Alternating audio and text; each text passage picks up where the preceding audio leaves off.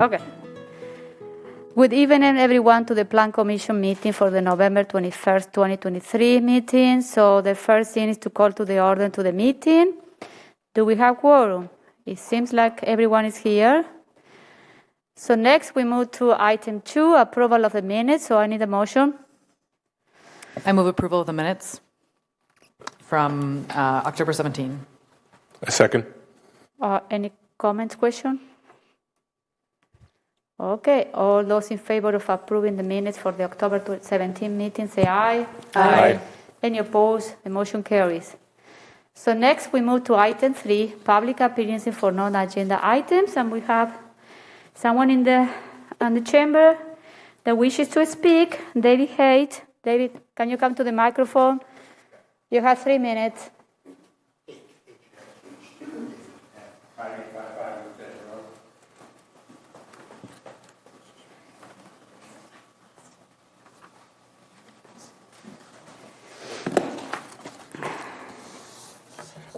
So this is about the Hartung Fields final plat. And I want to point out, and I'll be sending out a document to everyone. Most everyone's gotten this already. But the conditions necessary for approval of the final plat are the final plat must comply with the city comprehensive plan and any of the applicable ordinances, official maps, and regulations, and requires that the compliance with the rules of the State Department of Natural Resources relating to wetlands, floodplains, and erosion control. What this document is the approval document signed by the DNR back in 2010 when the McGaw Park neighborhood was added to the urban services area, which is where Hartung Farms is. And you'll note that it says that the following stormwater management plan shall meet, pardon me, I ran to get here, the following performance standards throughout the amendment area. And the 3 things that are at issue were control post-development stormwater runoff volumes to less than pre-development runoff volumes. That's a big ask because typically you get a large increase in impervious areas and it generates a lot more volume. E, maintain the recharge rates for groundwater. So A is the first is meant to ensure that Swan Creek was not impaired by putting too much water in it, thereby destroying its hydrologic and ecologic character. E was put in place by the DNR based on the recommendations of the City of Fitchburg neighborhood plan so that springs, wetlands, and streams base flows were maintained. And then the last one is H, which is the restoration of the wetland that's on the property. So these are DNR rules relating to wetlands. They're also incorporated into the neighborhood plan, which is Appendix A of the City of Fitchburg plan.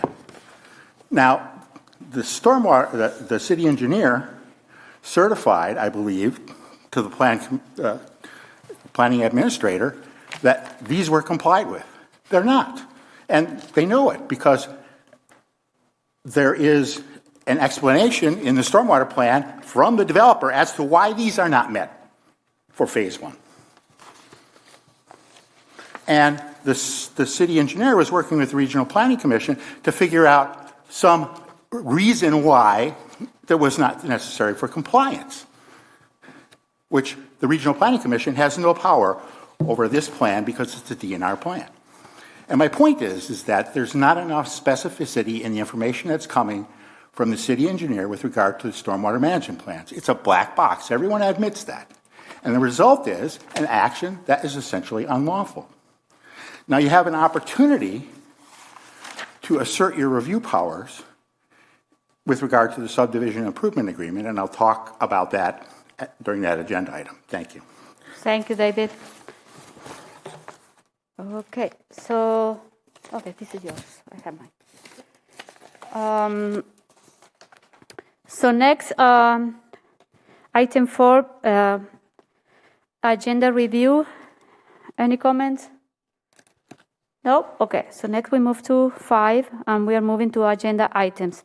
So then the first thing is I'm going to open a public hearing and consideration of conditional use, CU-2527-23, request by Trey Heller, agent for Garfield, Simon, and Pavitra Premkumar, okay, I'm sorry for the pronunciation, to obtain a conditional use to allow the expansion of 3 four-season room to extend it 10 feet beyond the allowable rear yard setback of the RL zone on property associated with 2776 Wayfair Circle.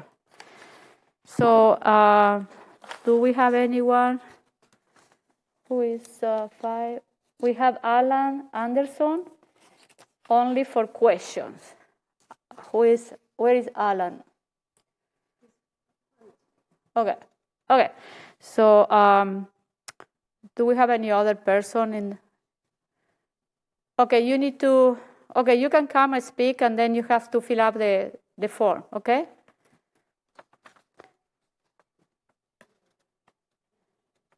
You have to say your name and your address, and you have 3 minutes. Hi, I'm Pavitra Premkumar. Okay. So we saw the conditional approval, the new document put out by the zoning committee, I believe, and it said that we can go within 25 feet of the rear setback as long as it is for 3-season or 4-season room, and it was pretty clearly laid out. So we figured there shouldn't really be any difficulties getting this approved. That's all I got. Okay. Do you want to speak? Can you fill up your form over there? Okay, thank you.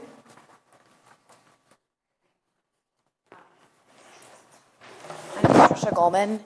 I live at 2789 Wayfair Circle, and I am just here in support of the approval of this request. Okay, thank you very much. Can I ask, are you a neighbor? Yes, Do you live behind or to the side? across the street. Across the street. Yep. Thank you. Yep. Okay, what next?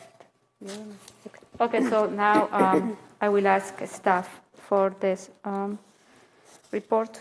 Okay. Huh? Oh, close. Oh, I need to, okay. Do we have anyone online? No? Okay. So I will close the public hearing now. So then we move into staff report. Good evening, everyone. This is an existing residential home, Lot 57 of Stoner Prairie. It was constructed in 2021, and the current zoning is low-density residential. The applicants are proposing a 3-season porch or room right off the rear of the house, and they are proposing that it would be approximately 28 feet and a little bit more. I have up on the screen in pencil, you can see the location of the proposed new sunroom. Under Section 2258 of the city's zoning ordinance, the Plan Commission may grant on a conditional use basis a rear setback to be reduced from the normal required 35 feet to as little as 25 feet. So in the low-density residential zoning district, the rear setback is 35 feet. Section 22-58 would allow Plan Commission to reduce that setback for up to 25 feet. So staff does recommend approval with 3 conditions. Okay, any comments, questions? No?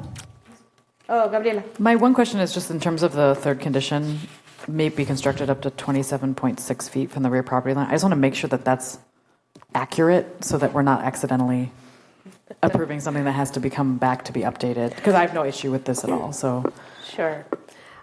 You certainly could make an amendment to the condition of not less than 25 feet.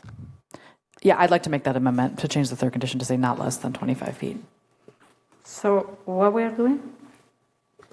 I'm just making the third condition a little more generic, so if they make it 27.4 feet or whatever, Oh, it doesn't okay. have to come back to us. So So how generic is this? 27. I'm just going to make it so it's instead of saying up to 27.6 feet to say not less than 25 feet. Is that how you want to word it, Deanna? No. Go ahead. I would. Let's see. I guess maybe to be clear, we should just say the 3-4 season room, primarily of grass windows, may not be constructed within the 25-foot setback from the rear property line. So I think we'll just say within a 25-foot setback. Which matches what the requirements are. Yep. Yeah. I'll make that amendment to update that language. And I'll move approval of the conditional use permit with 3 conditions as outlined by staff with that amendment. Second. Any more comments, discussion? So all those in favor of the conditional use, CU-2527-23 with the amended number 3 as proposed? Aye. Aye. Any opposed? The motion carry. Okay. So next we move to 5B. This is an ADR from One Energy Solar Farm.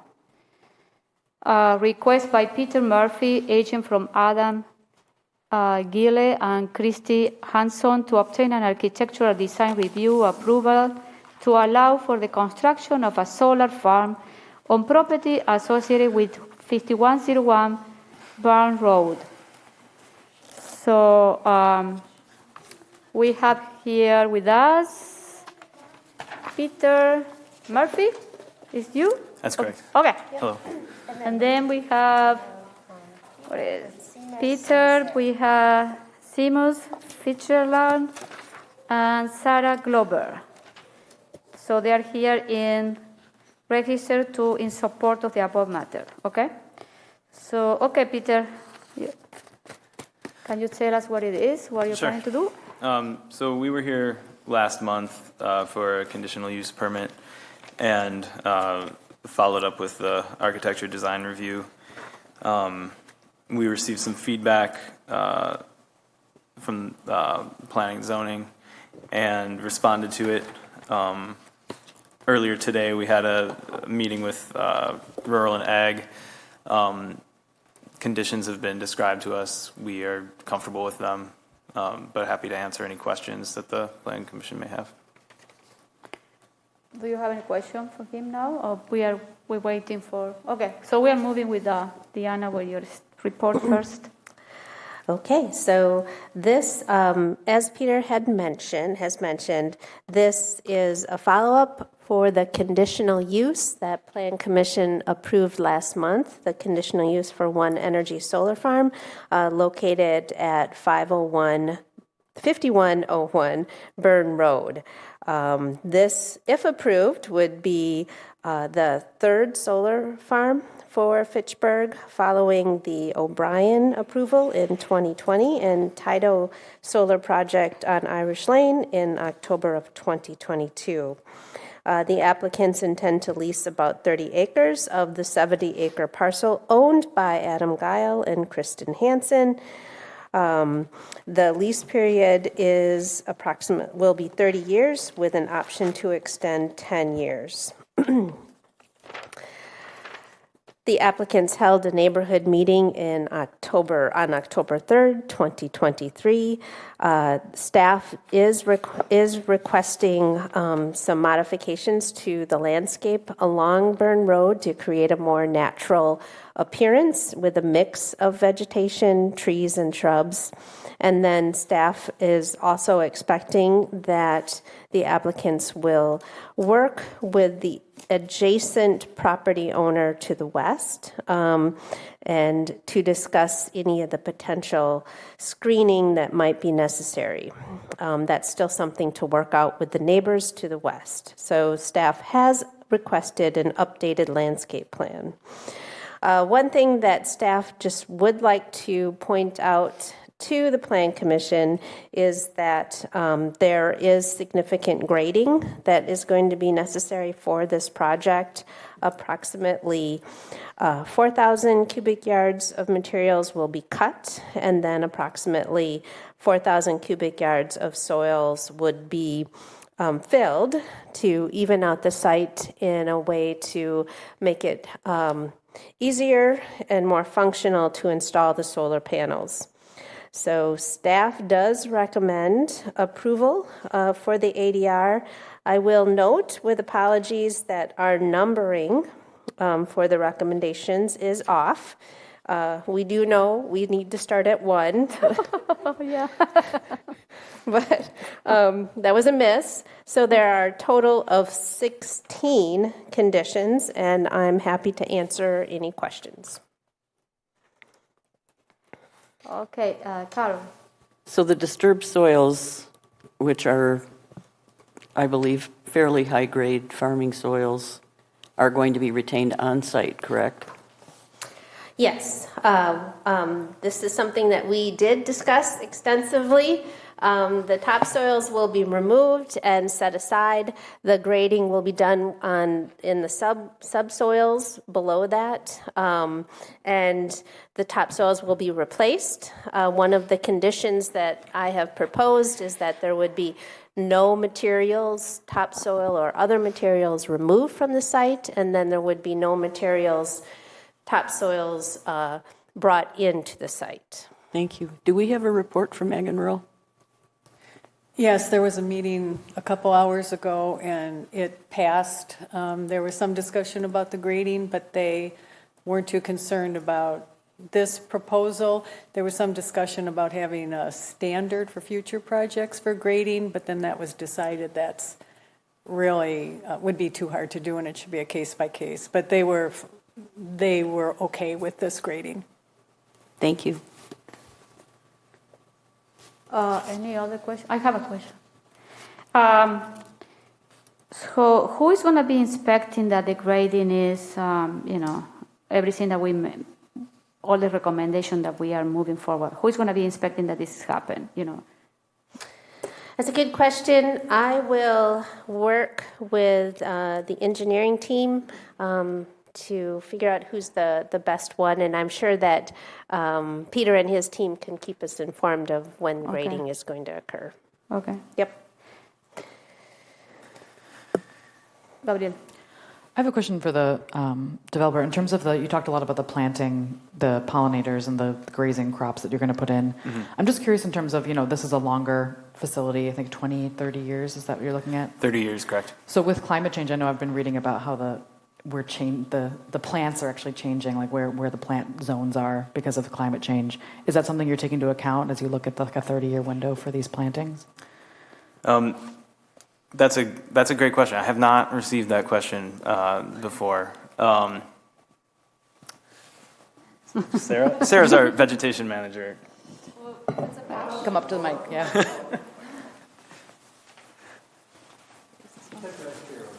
Over there. For a grazing project, you're often reseeding every couple of years with a pasture mix seeding into the existing vegetation. So I think over time we would get an idea. We try to use a pretty diverse mix, so I think we would get an idea of which plants were surviving well and could reseed over the life of the project. And it's been really helpful for grazing so far, having the shade of the panels because of climate change and dealing with heat stress. So it's been a really interesting way to combine the two climate goals. Great. I have another question for you. Have you worked in another solar farm before doing this project? Do you have, or this is your first one? I've been working with One Energy for the past year, so I've seen a lot of examples of other projects in Wisconsin. Okay. So there are other solar farms that they are doing this. Okay. Yes. But we will have 7 sheep grazing projects, so, and have a lot of projects with pollinator habitat that are in their 3rd year that are coming in really well. Okay. Thanks, Sarah. Any other questions? No? I have Okay. one thing that we noticed on our, there's a person online who has a question. I think Zach might have Oh, one too. Zach, sorry. Zach, go ahead. Oh, Can you hear me? now, yes. Okay, so I need to recuse myself from this discussion. I'm not sure if the sound has been turned on or not the entire time. Okay, thank you. Okay, Peter. I was going to say, I noticed today, in fact, looking at our site plan, on the site plan from our project, our Tito project that we permitted around this time last year, we had a entrance sign marked on the site plan, and we had an oversight. The entrance sign, having actually just a sign there, did not make it onto the plan, and I wasn't sure if that was...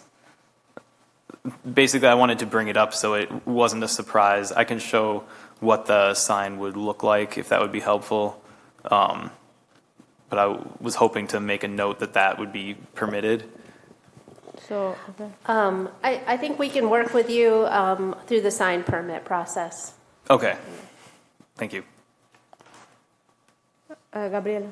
And I guess I just wanted to check, so you went through this pretty extensively at the last meeting. Has anything changed since that presentation? Anything that's notable or?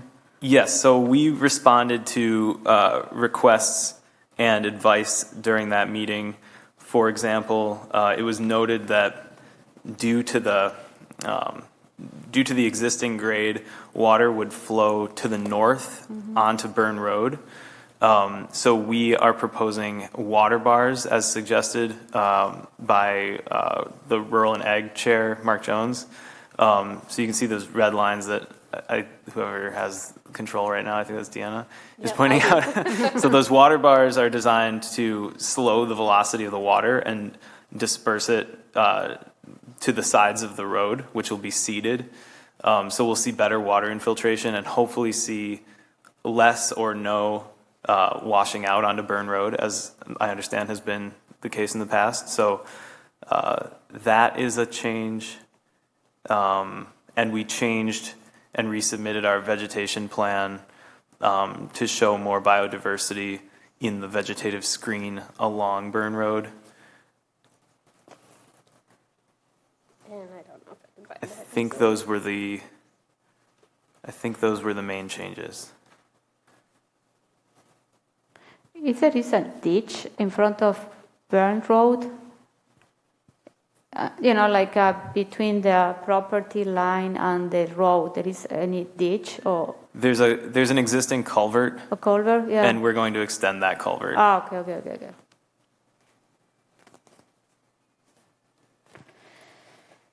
Okay, any other questions? Okay, so all those in favor of approving ADR Do we one? have to make a motion or? Oh, yeah, sorry. And what is the total? It's 15 conditions? 16. 16. I'll move approval of the ADR for One Energy Solar Farm with the 16 conditions outlined by staff. Second. All those in favor of the ADR, say aye. Aye. Any opposed? The motion carried. Okay, thank you. So next we move to 5D. Is the final plat FP-2528-23 request by Sherry Yu. Hold on. We're skipped one. What? You're really going fast tonight. Which one? 5C. Oh, sorry. Yeah. Oh my God. Sorry. So next we move for 5C. ADR for One Neck expansion. Request by Brett Banzi, agent from One Neck Data Center Holdings LLC, to obtain an architectural design review approval to approve the expansion of the existing data center facility located at 5515 Novel Drive. Okay, so who do we have? We just have Brett and he's Only for questions. So we have Brett online, only for questions. I don't know, you wish to speak? Is he there? Yeah, Brett. Okay. Yes, this is Brett Manzi with Envision. Can you hear me okay? Yes. Okay. Yes, this application is really a reapplication. We hit our 1-year expiration window. We have no issues with the terms or the conditions that have been set forth in front of us. I am happy to answer any questions that the group may have. Okay, thank you. Diana? So this is just over on Nobel Drive, the One Neck expansion. This expansion has been planned and actually Plan Commission approved the ADR last year, and One Neck is requesting that a renewal of their ADR. It's my understanding that there isn't any specific timeline for construction, but they wish to keep the ADR current. So the proposal is roughly for a 20,000 square foot expansion to the existing facilities. The expansion would be 2 stories. The building materials would be an extension of the existing. The uses would just be an extension of the existing uses. I do note that there are potential concerns regarding the sound levels due to the major generators. One of the conditions that staff recommends is number 12, which says that prior to issuance of a building permit, a sound study is required at the property line, and also after construction is substantially complete, we'll need the sound study, and then prior to the certificate of occupancy, we'll need a sound study. That is just to ensure that the sound limits remain at 42.5 decibels or less. Staff does recommend approval of the 12 conditions. Thank you. Question, comments? Gabriela? I saw the public comment that was included in the packet, and I think that there was a good question in there about so this is for the One Neck rep. Is there any plan for retrofits for fencing, security, infrastructure that might have a visual impact in the future? No, not at this time. Really, the perimeter face of the building with limited door access really acts as our secure point in and around the building. We do recognize that if we were looking, or if our own client was looking to fence in more of the site, that would require permitting on itself. But no, at this point in time, the building envelope itself with limited doors and limited windows, along with kind of camera control access around the building, has been sufficient security. Great. And then this one is a little bit for staff. It talked about the path behind Promega's Kepler building should be extended along One Neck's property line to Research Park Drive. Is that something that's being considered? No, this isn't a path that's noted on any of our long-range plans, and the path on Promega is on private property. And certainly if One Neck wanted to extend and provide a shared access agreement, they would be more than welcome to do that on their own. But staff does not believe we have the ability to make them put in that path. Great, thanks for clarifying. Any other comment, question? No? Okay, so all those in favor of the... we need a motion. Oh, we need a motion, sorry. Motion. I move approval of the ADR for One Neck expansion with the 12 conditions outlined by staff. Second. All those in favor of the ADR, say aye. Aye. Aye. Opposed? Oh, sorry. Motion carried. Thank you. Okay, so now we move to 5D.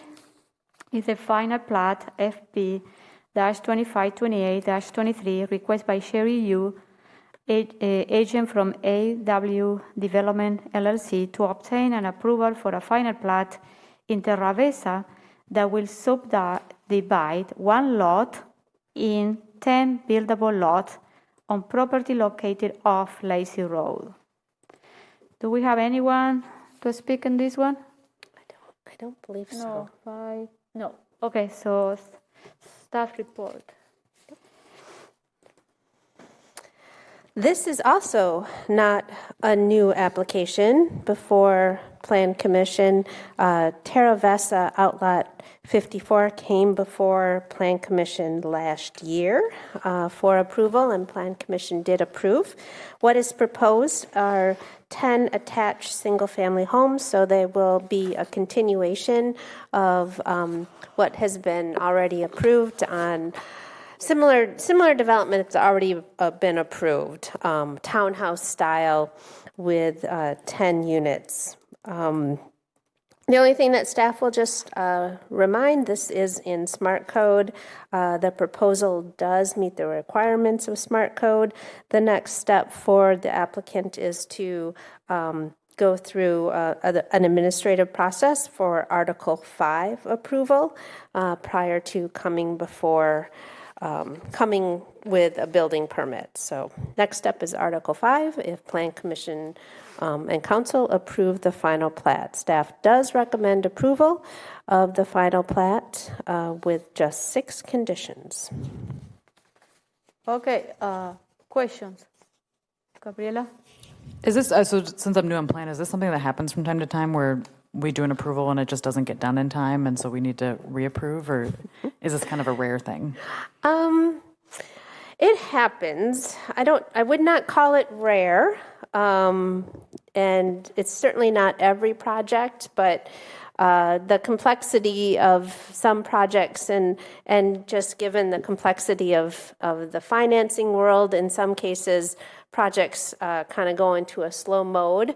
And architectural design reviews and also plats, final plats approvals, those are only for 1 year. So it can go, seems like it can fly by 1 year. So the memo says that council approved a largely similar request. So are there differences then? Is this just a timing issue, or are there little tweaks that are different? There isn't anything significantly. This is essentially the same approval. Mm-hmm. Fewer conditions because they've achieved some of the previous conditions, since paying the park fees and such like that. Any other comment? No? I'll move approval of final plat FP 2528-23 by Sherry Yu, agent for AY Development LLC, to obtain a final approval for the final plat in Terra Vesa that will subdivide the one lot in Outlot 10 with buildable lots and property located off Lacey Road. Second. With the conditions as noted by staff, sorry. Thank you. Any other comments? Question? No? Okay. All those in favor of the final plat, say aye. Aye. Any opposed? Aye. Oh, sorry, second. The motion carries. Okay, next we move to item E. Is another ADR for Lot 8, Hartan Field, SIP, request by Edward Hoyt, agent for Hartan Brothers, Inc., to obtain ADR approval to allow the construction of a multifamily development in Hartan Fields on property currently associated with 2622 Blaney Road. Okay, so we have, let me see. We have Ned. Okay, we have 2 people here for questions. Rob Danowski and Ned Hoyt. They are online. I don't know, you guys want to speak and then? No? Okay. No? Ned? I'm happy to speak if necessary. We had the SIP approved at the Plan Commission in September, and at the city council last week. We're just back with the ADR separately, as we didn't have all of the details in terms of layouts and engineering and materials at the time of the SIP application. And so we separated the ADR and are bringing it back with that additional detail and no material changes from the SIP approval. Okay, thank you. So staff report? Sure. So this is Lot 8 of Hartung Fields, and staff is requesting that the commission both consider the ADR and then separately, as a separate vote, the early issuance of permits. So as Ned mentioned, the rezone was approved to PDD SIP last week. What is before you for the ADR is essentially the same thing that was shown in September for the rezone. It is a 5-story building with 169 multifamily units, about 163 covered parking spaces, and also surface parking. I think that's the most important things on the ADR. Staff also is asking you to consider the early start, but it's in our code, it's section 24-14, which is major building construction. And what that means is that Plan Commission can approve an early start or a major building construction start for projects where the proposed roads and utilities are not yet complete. So they can get started with the project much more early on in the process of the subdivision. So there are some criteria pursuant to section 24-14, which I'm listing in your memo. Sufficient water service. The applicants have been working with the division fire chief to ensure that there are 2 fire hydrants that would be available. It's very important for the potential for fire service. Subdivision provides and maintains temporary roads, so that's going to have to be part, and then all the fees and paid and proper security posted with barricades. So staff will be working with the applicants as we go through before they actually start construction.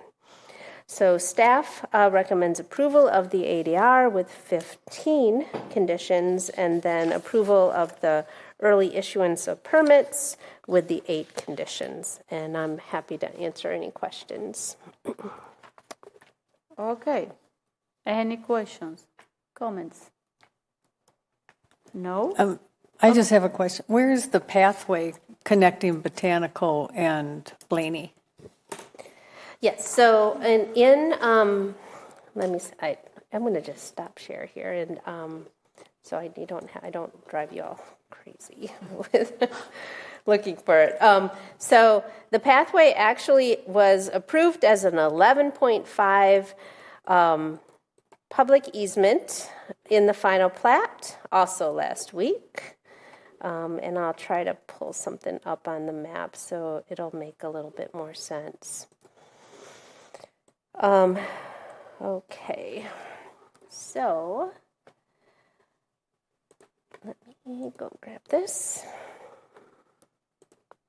So this is the proposed, hopefully you all can see this, the proposed building. And Lacey Road is here. Along here is the new Blaney Road. Botanical is here. So north is to the right here. And the new path, it's kind of faint here, but you'll see the new path will be coming across here. It'll actually be on lot 7. It's not actually on this lot. But. Okay, any other questions? No? Okay. I'll move approval of ADR Lot 8, Hartung Fields, SIP, with the conditions as noted by staff. Second. Okay, all those in favor of the ADR, say aye. Aye. Aye. Any opposed? The motion carries. Okay. So next we move to F. Is L. I will need you to do a vote on the early issuance of permits. Oh, we are already doing. Okay. Yep, we need to do that one separate.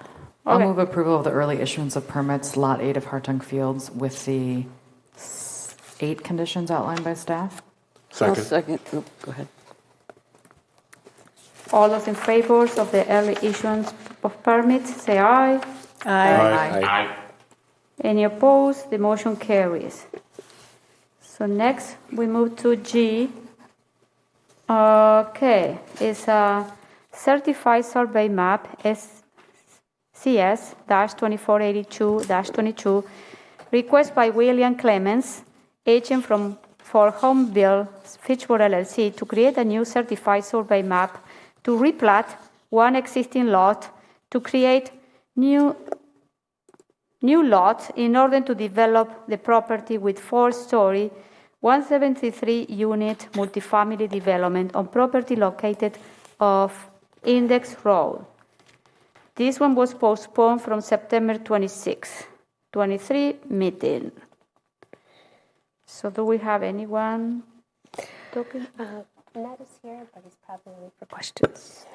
So we have, this one is G. So we have Nate Hoyt for questions. That should be it. And I think the motion is to extend it indefinitely until Okay, yeah. it's ready to be reviewed. Yes, Diana? Yep. Okay, so this one has been postponed a number of times, the CSM, as the applicant is working through the easements associated with this property. And those easements still remain to be worked out yet. The applicants have agreed that a new submittal is necessary at a later date. And so they will be submitting at a later date, of course, prior to the CSM will need to be approved prior to building occupancy. So staff recommends to postpone this certified survey indefinitely, and we will await a new application. Any question? When you say this is like 2, 3, 4 months? Well, this was originally came before Plan Commission last November. Yeah. So it's been kind of sitting out in the queue. Ned, do you want to add anything? I'll just give a little explanation. So obviously we've been working on other projects. We have limited time capacity, and I'm only just back in the country. I'd also say that the existing language of the easement, which allows for it to be modified, technically requires that the new road be constructed before the easement is moved, and the easement has to be moved before the new CSM can be approved and recorded, and we're in the process of that. And so from a technical perspective, we may need to wait until it's done, but at some level, it's just simply a bandwidth question of how much can we do and how many projects at the same time. And because it's not required until occupancy, it has slipped by the wayside, with apologies. Okay, thank you for the clarification. Okay, so do we need a motion to? I move to postpone the certified survey map CS-2482-22 indefinitely. Second. All those in favor of postponing, say aye. Aye. Aye. Any opposed? The motion carries. Thank you, Ned. Okay. Thank you all. Have a great Thanksgiving. You too. So next we move to 5H, sign waiver for General Beverage, request by John Taylor, agent from WM Investment, LLC, to obtain a waiver from Plan Commission to allow a sign to exceed the maximum allowable height by 5 feet to allow a 30-feet tall sign due to the obstruction caused by the Verona Road reconstruction project on property associated with 6169 McKee Road. We have Mike, but I don't know. I'm going to read what Mike submitted like a form. He's in support of this. And he said, Fitchburg Economic Development has been working with General Beverage on an expansion to their headquarters for many years. Those plans have evolved over time as a city of Fitchburg, Wisconsin Department of Transportation, and ATC project impacted their site.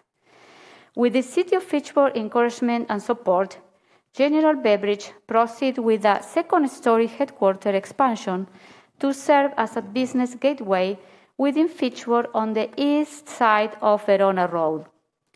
Their sign request is consistent with the signage guidelines put in place to enable businesses to mitigate the impact of the Verona Road reconstruction. Fitchburg Economic Development appreciates the Plan Commission's consideration of this signage request by General Beverage, a long-standing member of the Fitchburg business community. Okay.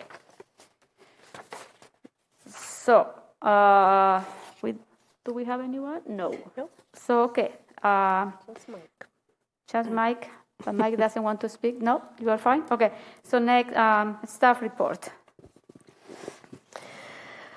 This property is zoned BH. It does abut Verona Road. Last year, in 2022, Plan Commission approved a CSM, a rezone, and an ADR for this project. For the expansion, as I'm showing up on the screen here, for the two-story expansion. The applicants have requested a sign a new sign on the property that is 30 feet from grade. The maximum allowable sign height for any commercial use in the city, per our code, is 25 feet from grade. So what is coming before you, there is a section of our sign code that would be section 26-7.2 that allows for Plan Commission to issue a waiver for a business that is obscured by the construction of retaining walls or related project from Verona Road. That the sign can exceed 25 feet, but no greater in height than necessary to clear the retaining wall or grade obstruction. So I listed, there's on here listed some of the requirements there. The sign, the proposed signs are shown up above. And let me know if you have any questions, if your staff does support the waiver. Okay, questions, comments? So is the picture here with the GB sign, is that the sign? So, but this ordinance, doesn't that go to detached signs? Is this a detached sign? Wall signs also count towards that. That wall signs are considered detached signs? No, they're not, but they also are. Are you talking about that specific section of the code? Zach, microphone. You're talking about that specific section of the code? I was, and I'm reading it real quickly, so I might be missing something. It does so say a roof that, sign, detached sign. Yeah, it does. And we've approved other attached signs like this under this. Yeah. So what's the requirement for attached signs? We're just using it as the same kind of thing here as a waiver. Mm-hmm.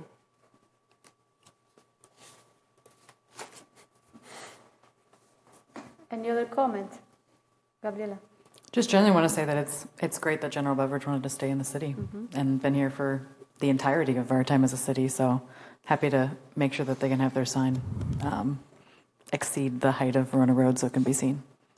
And I want to tell you, they have been going through a lot of, with the Verona Road construction, with the ATC lines, you know what I mean? We have to do a lot of stuff for them to stay, you know what I mean? Because they were planning to leave. But so this is great. So I had the opportunity to tour the facility, and They have invested a couple of $millions here, so this is great. This is a good business for the community. So, okay, any other comment? I'll move approval of sign waiver for general beverage. Second. All those in favor of the waiver, say aye. Aye. Aye. Any opposed? The motion carries. Thank you. Thank you, Mike. So next we move to I. This is a resolution R-169-23 approving agreement for subdivision improvements in the plat of Hartown Fields. Before we go to the staff report, we have a person that wishes to speak in opposition of the above. So David. Okay, this is for you.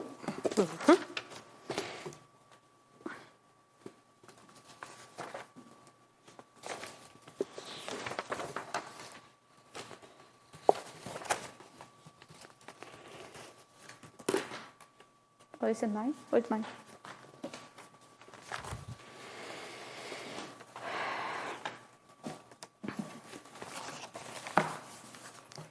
Again, David Haight, 5855 Woods Edge Road. I want to say that I'm very pro-development. I'm a native Wisconsinite. I stayed, my wife, family, and baby daughter lived in the apartments on Post Road across from Aldo Leopold from 84 to 86. And my baby was in the crib in the walk-in closet. I've lived around the country, including Boulder and Portland, and I've seen the immense good that growth can do, and I'm excited that the rest of the world sees Madison as the great place that I do. So first thing to note is that the stormwater facilities on Hartung Farms are going to be deeded to the city, which means that they're going to become part of the city's MS4.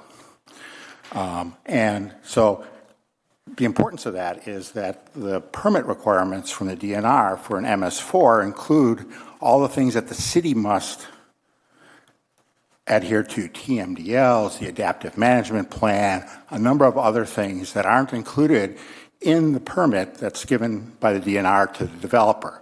So in this case, what's happened is that the developer has developed the stormwater facilities that are going to be owned and operated in perpetuity by the stormwater utility, paid for by ratepayers, without the direct input of the city engineering staff.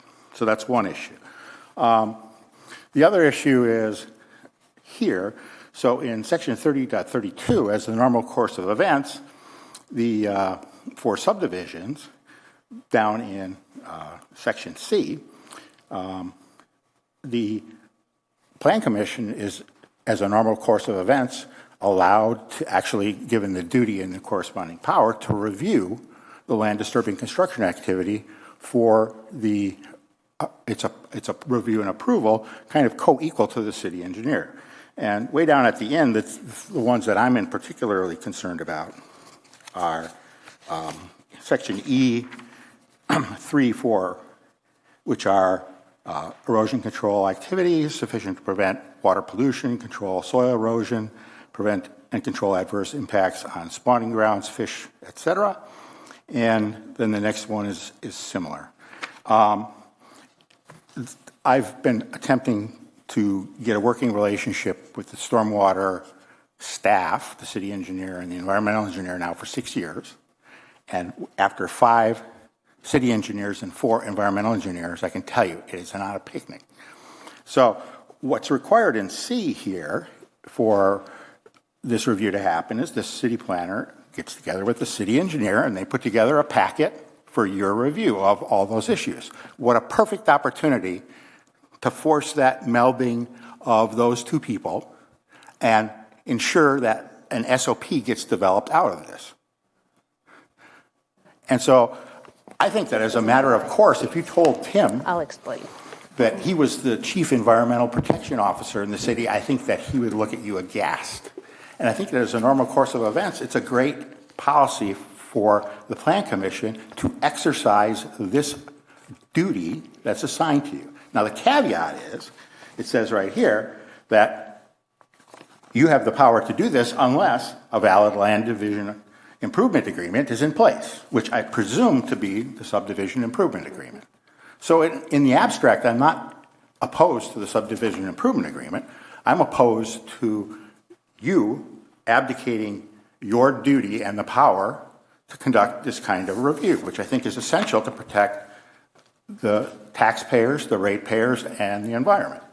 And so that's really what this is about. And having gone through this last night at the Public Works meeting, where Public Works owns the facilities, it has a real life fiduciary duty to ensure that the ratepayers' money is spent properly. It was just a matter of inserting next to the city engineer, the Board of Public Works, that took 10 minutes to work out. So I just included it on the first page, something of a draft of a resolution.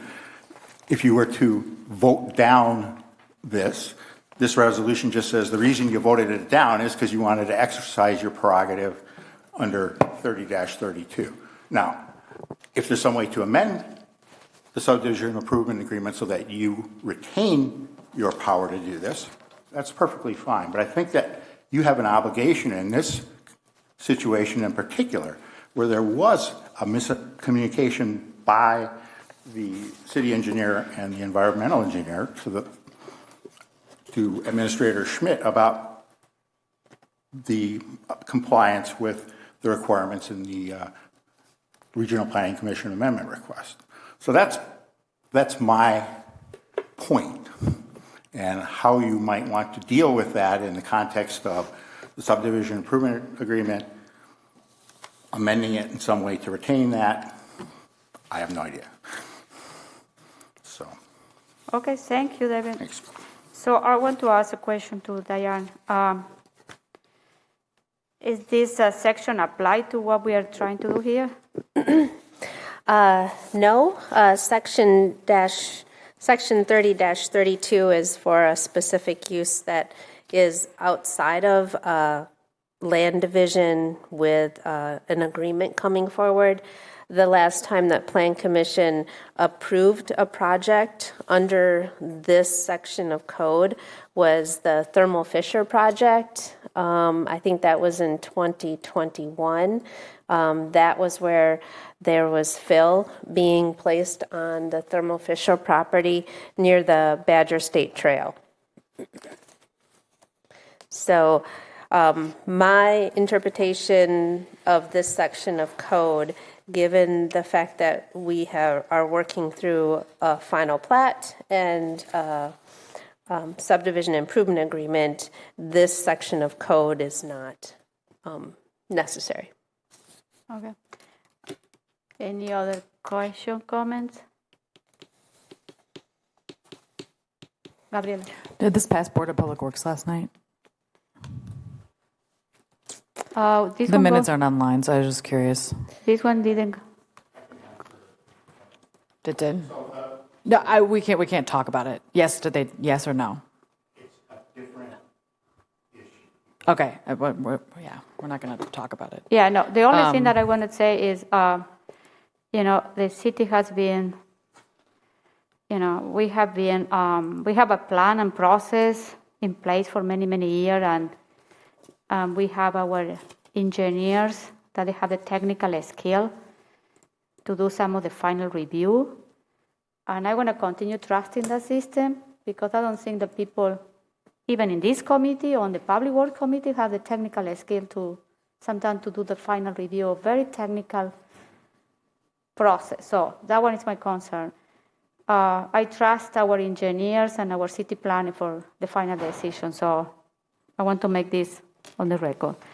Okay, so any question? Gabriela, do you have any? Yeah, I just wanted to say one comment too. The subdivision improvement agreement does require plans to be submitted to the city engineer. I just wanted to clarify that for people watching, that that's actually part of the subdivision improvement agreement. And again, I'll echo what the mayor said. I do trust city staff. I know the staff, they do their work well. They're good at what they do, and I trust their assessments when they say that something that comes to them is done well. And ultimately, this is just the agreement that that's going to happen. So, any other comment? No? Okay, I need a motion. I move approval of Resolution R-16923, approving agreement for subdivision improvements in the plat of Hartung Fields. Second. All those in favor of Resolution R-169-23, say aye. Aye. Aye. Any opposed? The motion carries. Thank you. Okay, so next we move to J. Is Resolution R-223-23, accepting public sidewalk easements on lot 316 through 341 and outlot 75 and 77 in the third edition of Terra Besa. So this is a resolution for the city to accept a public sidewalk easement along Romaine in the third addition to Terra Besa. They're almost completed with the third edition of Terra Besa, and it came to the Assistant Director of Public Works that a portion of the sidewalk on Romaine, lots 316 through 341, a portion of that sidewalk is actually on private property. So this is just a cleanup so that the developer doesn't need to rip out sidewalk and put in new sidewalk. And so there's right now just two property owners that are involved, Fitchburg Lands LLC, and then just one of the lots have been sold to the Jeffers. And so the property owners have agreed for to this public easement for the sidewalk. Staff does recommend approval. Okay, any questions? Just a quick question to verify the lot number that it begins with. It says 317 in the agenda and 316 in the packet. Just want to make sure we get the right number in there. I might have gotten that wrong in the memo. And this one has been going around and around for, let's see. Whatever is in agenda is correct. That's what I will say. So where is this 317? Can you in the agenda? It's in the agenda. Unless there was a revised agenda. There is a revised agenda. Oh, yeah. I had to redo it yesterday. So I think it should be 316. You don't have it in there? No. I'm looking at the amended agenda, and it's 316 through 341. Yeah. Mine says amended too, and it says 317. That's why I was confused. There's two amendments. Okay. And that happens. Yeah, this one has been crazy. Oh, you know, but in Exhibit B, it talks about lot 317 and 341. Oh. In the Exhibit B. Okay. And the legal description of the property. That's a problem. Is there. Okay.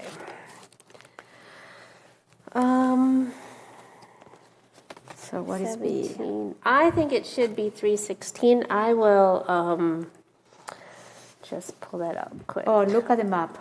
Look at the map. And it's 317. Oh, no, 316. I think it should be 316. Yeah. Yeah, you look at Exhibit B, there is a map. It should be 317, and that is our error, but it really should be 317. Okay. So you need to... And I can bring that up. This is not going to help you, but so this I'll bring up it on my map so that it'll be a little clearer. Okay.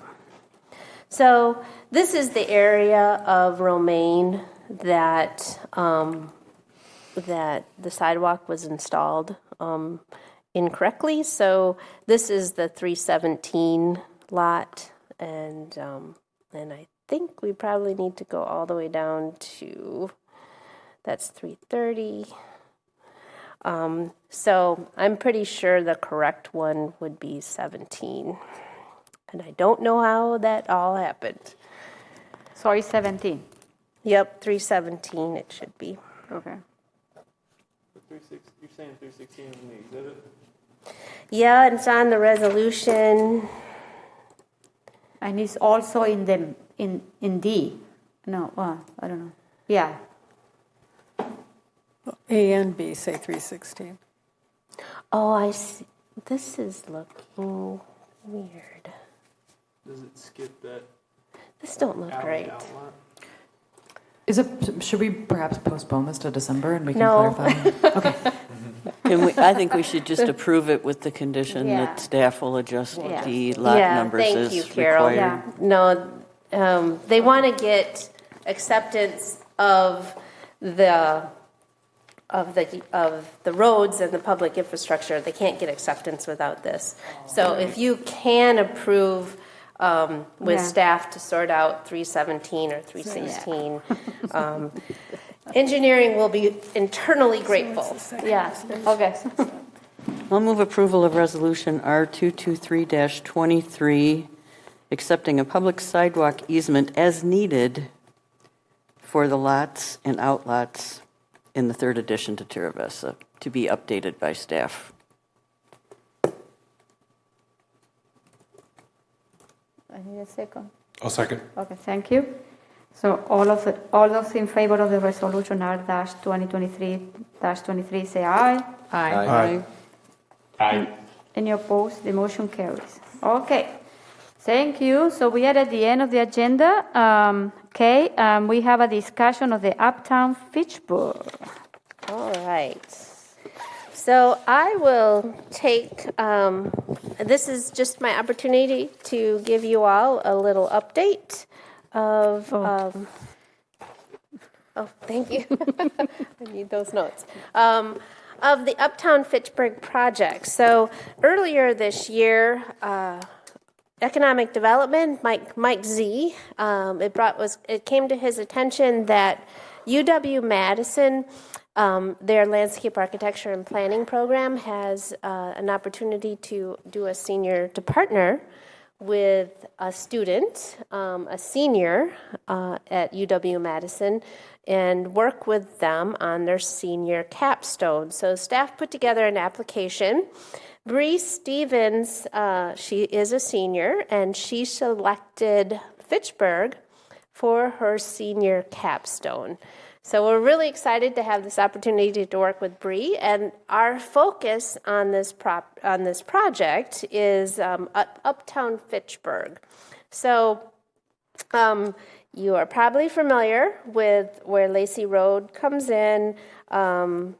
Lacey Road roundabouts here's Sherrill Parkway. So the project focuses on this area of Uptown, which we are hopeful that this project, working with Bree Stevens, will spur some new development in the area. The map shows where Shine Technologies is, and then UW Health and Meritor has property also in this area. The goals, the focus areas of the project is downtown development. So we're looking at how this area can really become Fitchburg's downtown area, kind of our heart district. Working with Bree on a strong community engagement focus, and then also integrating sustainability and equity in the project. So we've pulled together a real awesome steering committee that includes reps from the University of Wisconsin Hospitals, Meritor, Avante. Thank you, Carol, for joining us on the steering committee. We had our first steering committee meeting on November 2nd, and then we followed that up with a public open house. And so the mayor asked that I could show some of the work that was done at that meeting, And actually, I put in our application too. Let's see. I grabbed the wrong thing. We'll get there. Here we go. So, with the steering committee, we actually did 3 kind of exercises, which were really fun. We did a visual preference survey, and here Bree has put together some building imagery, and this allowed the steering committee and the public to place red dots on the items that they liked, and then green dots on the images that they didn't like. And also what you'll see, so you can see some pretty clear winners and losers here. And then we encouraged the steering committee and also anybody that came for the open house to actually put some notes on there, what they liked. You'll see something like very cool. So this is just kind of a fun exercise to give us all some good ideas about what people like and what they would really envision. I have a question. Are you sure that the red one are? Yeah. Well, it's the opposite. The green are the one that they like. The green are what they like. Ah, okay. You Did I get that mixed up? Yeah. This is what I am reading. They say, what? No, I'm sorry. Okay. I don't know where that came from. But yes, the green are the ones that they like. Okay. Yeah. Yep. Okay. And then we did a Main Street.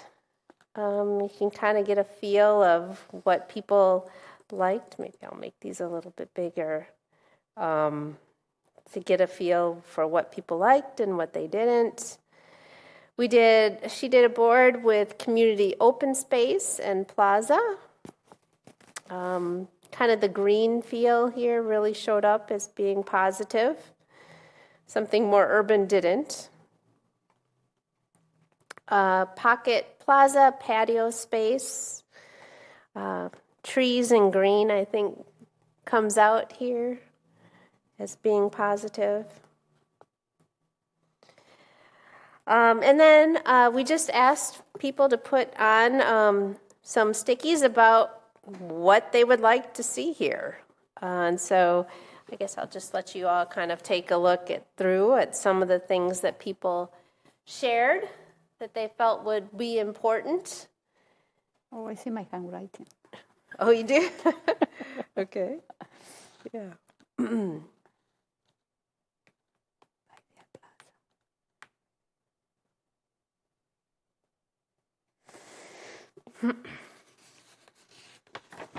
And then some ideas about plaza, music stage. And if I'm going through here a little fast, all of these are posted up. I should have pointed out, we do have a website under the planning department that is focused just on Uptown. The boards, these are all posted there. You'll find more information there too. The next exercise that we did was we worked on some massing.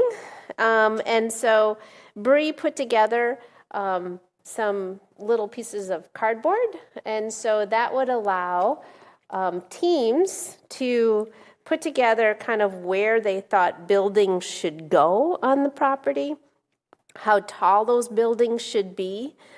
So it's kind of starting to think about massing and where the taller buildings should be. So we had 3 groups. This was the first group. This group, you can kind of see, it's difficult, but they kind of felt that, Central Park Place here at Lacey, that should be some of the tallest buildings here. And Carol, if I missed something, just hop in. So give you some ideas. Here's another group looking at some potentials of how things could lay out. We also looked at where we thought the tall buildings should be as far as workspaces, grocery stores, where we would put parking. There was a lot of emphasis on the number of employees that'll be at the UW facilities and where are they going to go to lunch? Where's a good place to walk? We even talked about the old rail corridor, so that if at some point we end up with light rail that goes downtown, are we talking about orienting it towards where the apartments are? Do we think these are going to be all people that are going to live and work in this area, or is it going to be people who are going to be coming into the area from downtown?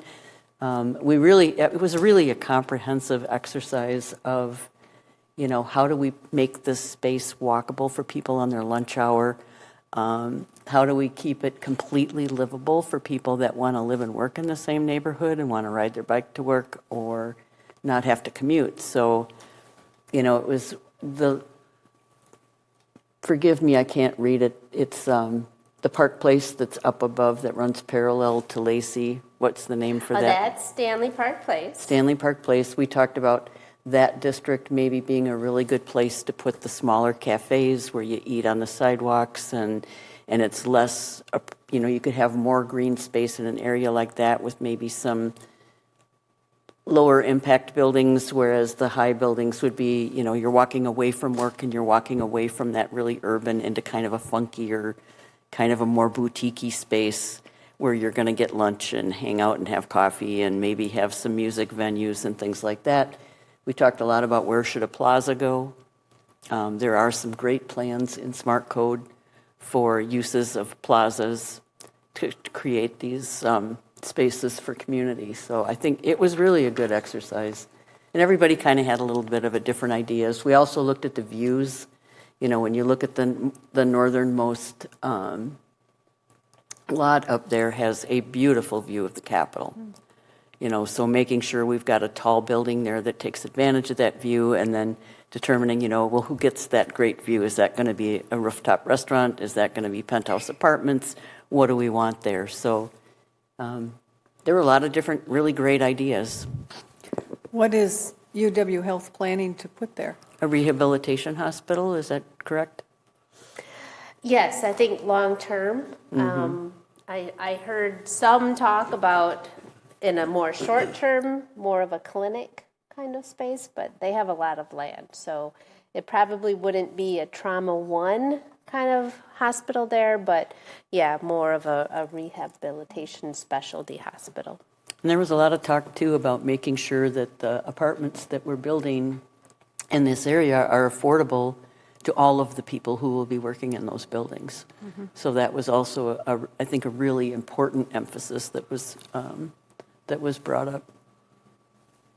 Was there discussion, thinking of the light rail idea and thinking about this kind of being a relay point for others outside of the neighborhood to get downtown, right? And that it would draw people to the shops there, and then you go to an event or something like that. Is there consideration for like a park and ride like further south or kind of in proximity to this, so that people could kind of further, leverage potential future rail or like kind of be drawn to the area in that way?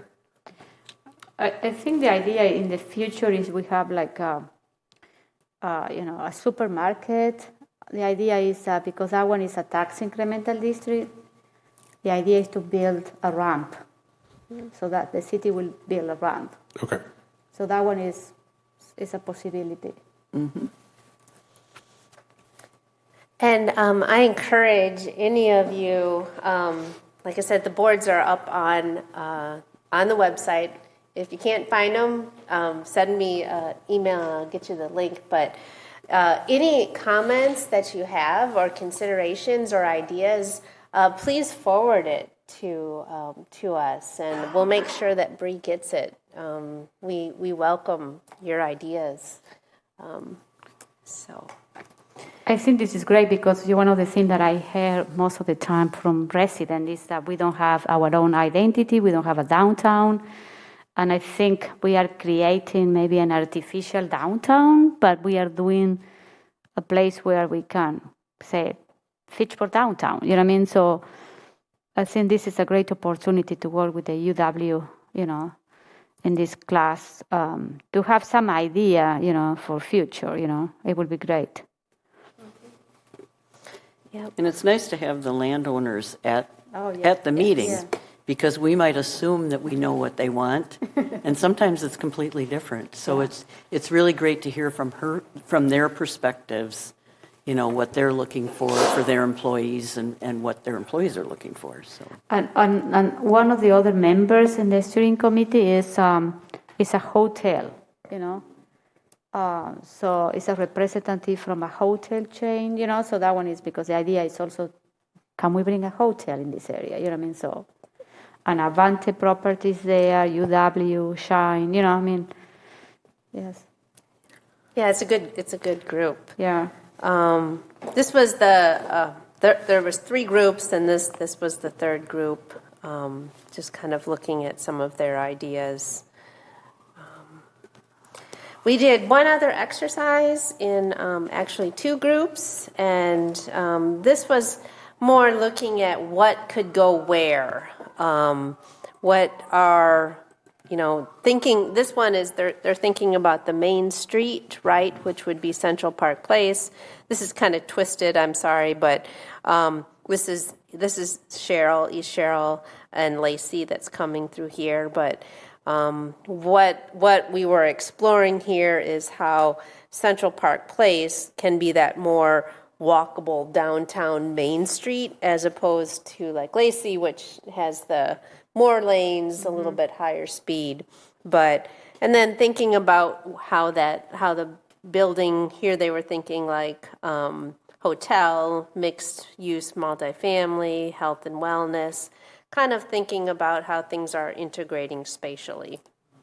And we talked about wrapping the buildings too. You see the L-shaped buildings on the main corners because that visually invites people to go down the other roads too, so that they don't just stick to that main road. Oh, what's down here?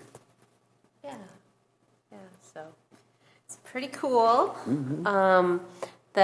This was the other group. I think they were also kind of thinking about this Main Street, and here they've identified even a more pedestrian-orientated here, increased development. I think they're thinking here that like a parking structure would be here, people would park here, walk, and once they get into this area, then, and so that you could focus more on the pedestrian orientation.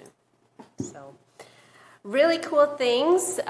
We would love to have your comments and thoughts and ideas. We'll share that with Bree. We don't have a next meeting scheduled right at this minute. Bree is finalizing her site analysis for this semester. We expect she'll come back to share her initial steps early next year. I'll make sure the invite goes out once we get that scheduled with her. There, at some point, hadn't there been discussion about a huge sports complex in this area? Are those people interested at all? Well, there are some behind the doors talking to a proposed. They're looking for site, but no. Yeah, there hasn't been anything formally proposed that is in the works to come to Plan Commission. The issue with that, you have to remember that those parcels over there are very, very expensive. You know what I mean? So, so that one could be for a sport facility. The land could be very, very expensive in that area. You know what I mean? So, yeah, it's a great location to have something like that. Yeah.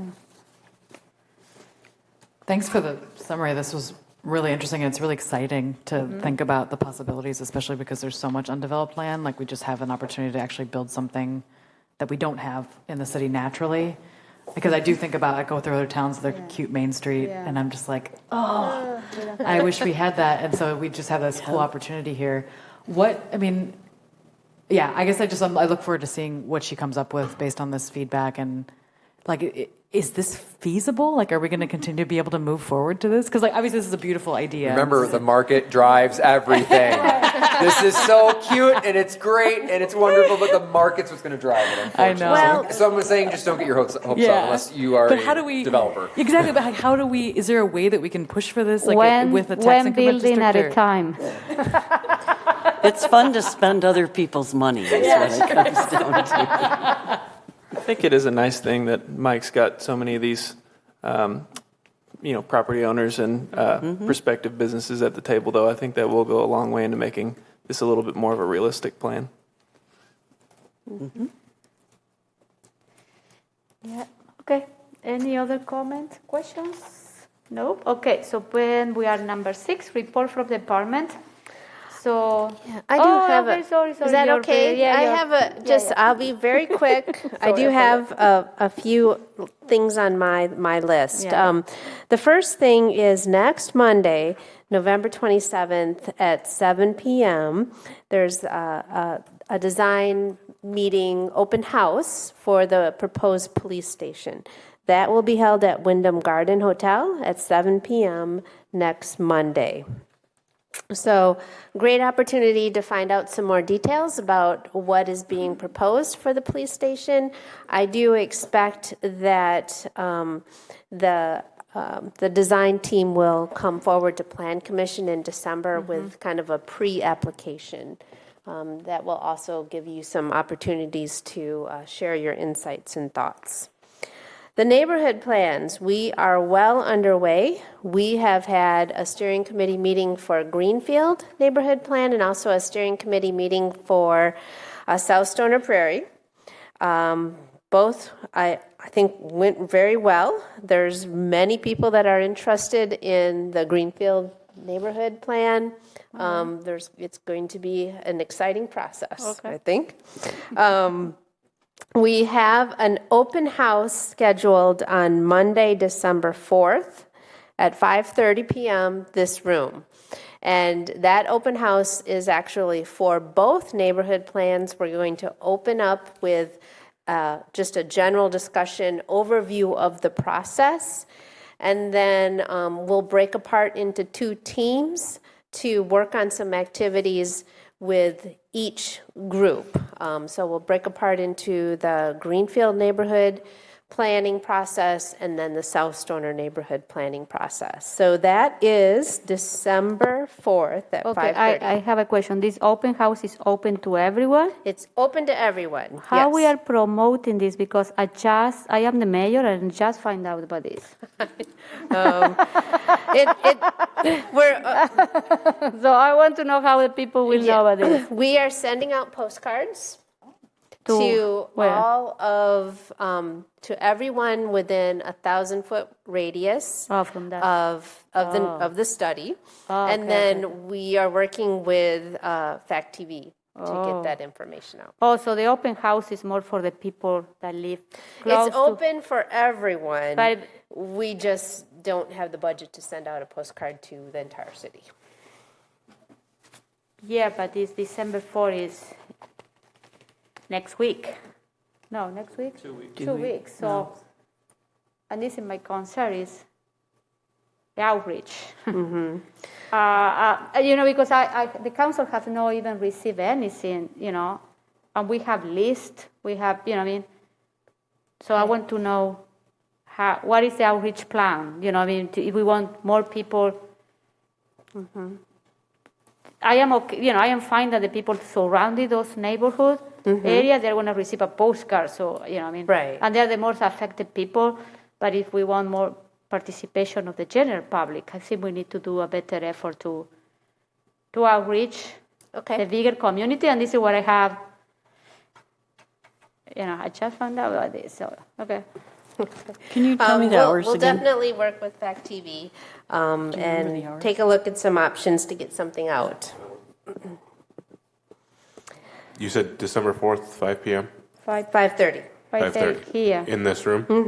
Can you send an email to the council, Adriana? Okay. Yep. I can Thank do you. that. Okay. And is that on the website anywhere? It's always nice to be able to point somebody to something that they can go back to. That one is not one that I'm doing, but let's see. So there's a website for the neighborhood plans, and there's 2 neighborhood plans up there, one for North Stoner Prairie and one for South Stoner Prairie, and we do have a note up there that the meeting is for December, but we don't have the date, the time. Oh, they contact us December 4th public input meeting, but it doesn't say where and time. Yep, we haven't gotten that updated yet. Yeah. And you should request a news flash too. I think that'd be worthwhile to get Oh, the new a flash. news flash You need to for send a new about it. flash, yeah. Obviously after the holiday, but Yeah, no, now, next week. Okay, we can do that. Okay. Thank you. Just another quick, one of the things that the mayor and I have been talking about is offering some resources for planning commission in terms of some options for training or more information, more detailed information about how plan commissions work in Wisconsin and how some of the nuts and bolts of it. So I will send out some additional resources. That there's great resources with the American Planning Association, which is our professional organization. And then there's also some great resources with UW Stevens Point that I will send out that you might find helpful.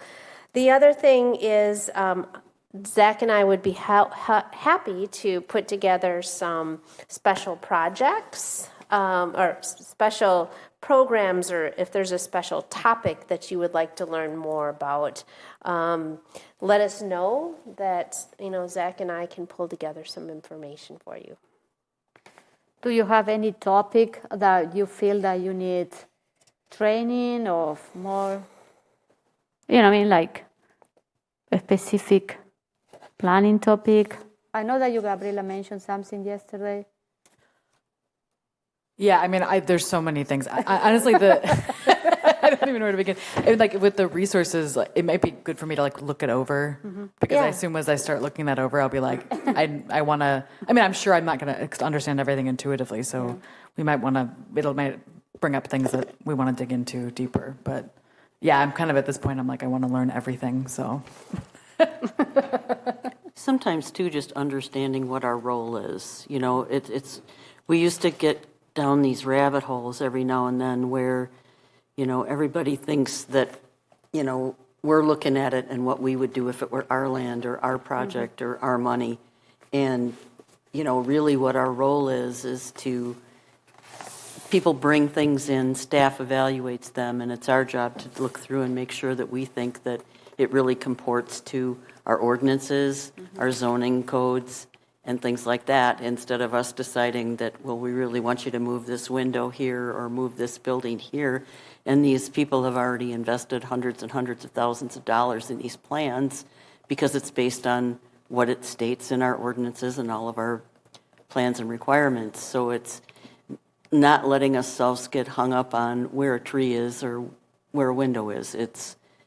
We have to trust that staff is evaluating these things to make sure that they're following all the rules and that everything's been approved. And then, obviously we all will have different opinions on how we would do it if it were our plan, but they aren't always our plans. And I think sometimes it just makes the meetings longer and we get into these conversations that we don't really need to get into sometimes. But that would be my 2 cents of just remembering, what's our role? What are you looking for from us as a review board? And what can we do to make the process more helpful for staff and for our applicants to keep these things moving through the process? yeah, now I remember the thing I brought up yesterday was talking about maybe doing some generic case. It could be specific case studies, but just like how a project moves through. Like what are the different approvals? What goes to council? What stays in plan commission only? Just so that there's clarity, because I have so many questions about I didn't hear about this project. People get surprised, and it's nice to me to be able to point to something. It's like this is the process. This is how it moves through things, and I feel like I have an understanding of it, but maybe not something that I could explain very well to others. So, yeah, I think that would be helpful. Not just for us, but I think for the public as well. I made a grid the first year I was on Plan Commission that had all of the acronyms in it because the acronyms drove me crazy trying to remember what all of those things meant. What's the SIP? What's the GIP? It's everything's an acronym, and it's learning a whole new language on top of learning, a new skill and a new process. So. Yeah. Okay. That's it? Okay. Thank you, Diana. And then, so we are on number 6, report from department. So the first one is Agricultural and Rural Affairs Committee report. So do you have anything to share, Shelley? We met today, but only discussed the ADR for the solar farm. Okay, thank you. Gabriela, you are in the Transportation and Transit Committee. Yeah, we actually canceled our meeting November 9th because there was a Madison Metro presentation about the bus rapid transit. So that should be available. I think it's definitely on the Metro website. I'm not sure. I can check and see if it's on our YouTube channel. But if you want to learn more about, if you want to learn more about that, that's a good thing to go to because it's obviously a big thing that's coming down the line. Okay, thank you. So we are at the end. Number 7, announcement. Any announcement? We have our next planning commission, December. I don't remember. Okay, 19. Okay. So happy Thanksgiving to everyone. I need a motion to adjourn. So moved. Second. All those in favor of adjourning, say aye. Aye. Opposed? Aye, Zach. Okay, bye, Zach. So we are adjourning at 8:06. Thank you.